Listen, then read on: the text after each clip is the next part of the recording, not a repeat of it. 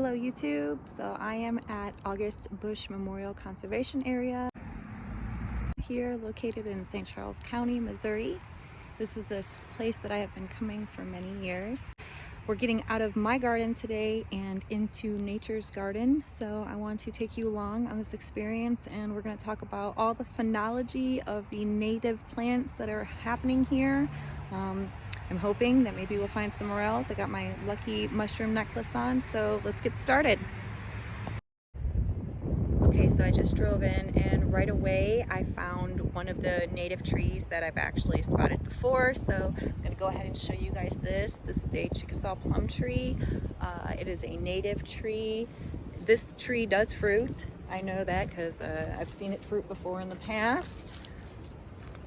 Go ahead and get up on here a little bit closer. In the tree you can see that it does have thorns, but they are not very sharp as far as what you would think from a plum tree, but you do need to be careful whenever you're harvesting these trees if you have your own personal trees, so I will say that. There's some flowers right here. You can see some of the Chickasaw plum flowers. It already has flowered, so we're at the end of the flowering season now.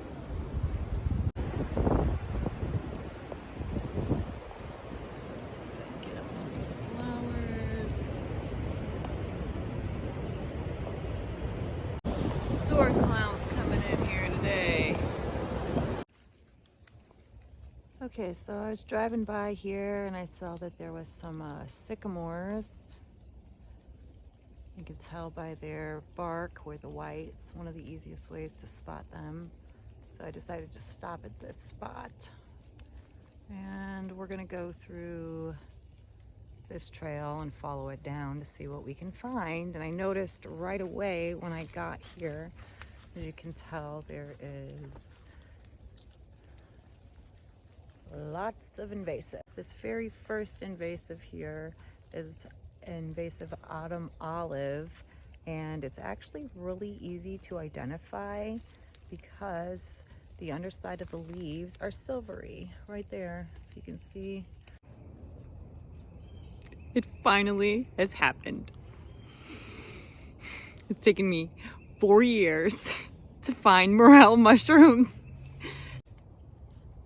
I finally found one, or at least I think it's one, but I'm pretty sure I think it's a morel. So I think this is my 6th or 7th. No, today makes my 7th time, my 7th trip this year actually hunting. I have been hunting, like I said, this is my 4th year now, and I finally found one. So I'm going to show you guys this beautiful, I am so sure, right there, my first morel.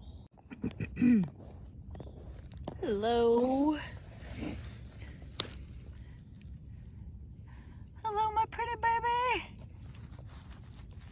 Hello, hello, hello, hello. Isn't it pretty? It's so pretty.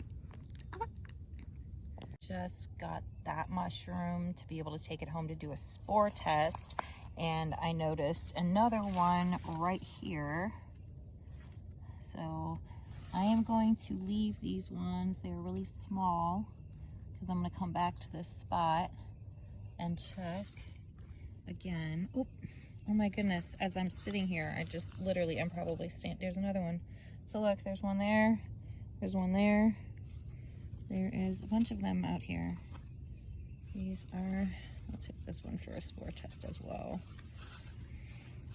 There's a comparison for that. Let's go ahead and get this one. They're really tiny, but okay, so these are morels. We got there. We got that there. And there is a spider I just noticed. Oh yeah. Hello, buddy. All right, so it's a good thing that I got my boots on. Definitely want to have your boots on. This is the tree that I found it by. And it's just starting to leaf out. I went by the elms that are on my property, on our property, to see if they were leafing out today, which they were. So it's like, okay, let me go out and check. I'm gonna check this area here and see if there's any other spots, but this is my first spot that I have successfully found morels. There is Japanese honeysuckle, invasive everywhere around here. I'm gonna see what else could potentially be making these morels want to pop up here. I mean, everyone says that it's a mystery, but I'm gonna study the mystery because now I want to know. I do see in the back there's a bunch of mayaples, huge patches of mayaples, and right along this it does connect to a pond, so there is a riverbank, like a creek that runs back here. There's more mayaples as well. All right, so we're gonna keep looking, see what else we find. The ones that I found, they mostly look like this. I mean, yeah. Yours look nice and tall.